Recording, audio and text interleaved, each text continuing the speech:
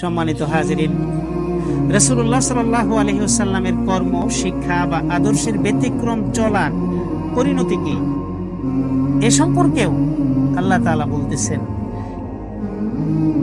রাসূলুল্লাহ সাল্লাল্লাহু আলাইহি ওয়াসাল্লামের অনুকরণের অন্যতম দিক হলো তার কর্ম ও বর্জনের ব্যতিক্রম কিছু না করা।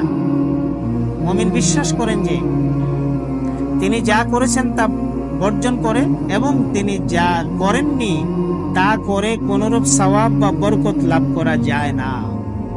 এটা মুমিনের বিশ্বাস হতে হবে। বিশ্বাস যদি এই জায়গায় স্থির না হয়, তাহলে মুমিন আসলে কোন কর্মের দ্বারাই আল্লাহ তাআলার কাছ থেকে সওয়াব আশা করতে পারবে না। এই সম্পর্কে মহান আল্লাহ তাআলা বলেন,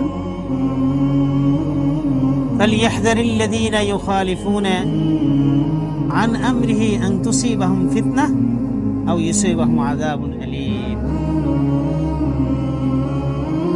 অতএব যারা রাসূলুল্লাহ সাল্লাল্লাহু আলাইহি ওয়াসাল্লামের আদেশের মুখালাফাত বা ব্যতিক্রম করে, তারা যেন সতর্ক হয়, তাদের উপর বিপর্যয় আপতিত হবে অথবা কোনো কঠিন শাস্তি তাদের উপর আপতিত হবে। সূরা নূরের 63 নম্বর আয়াতে আল্লাহ তাআলা এই কঠিন ঘোষণা দিয়েছেন যে রাসূলুল্লাহ সাল্লাল্লাহু আলাইহি ওয়াসাল্লামের আনুগত্য যদি কেউ না করে, তাহলে তাদের সতর্ক হওয়া উচিত। কেননা এই অপরাধে তাদের উপর শাস্তি আসবে, তাদের উপর বিপদ আপতিত হবে, ভয়ঙ্কর বিপদ আপতিত হবে আল্লাহ তাআলার পক্ষ থেকে। হাজিরিন, মুখালাফাত, এই ব্যতিক্রম মানেটা কি? ব্যতিক্রম করা মানে হলো বিরোধিতা করা।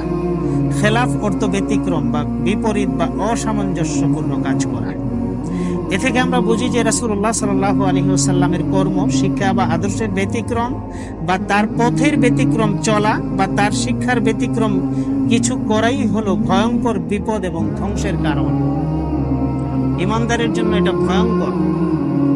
ঈমানদারকে এটা বুঝতে হবে, জানতে হবে। তা না হলে রাসূলুল্লাহ সাল্লাল্লাহু আলাইহি ওয়াসাল্লামের খাঁটি উম্মত হওয়া সম্ভব নয়।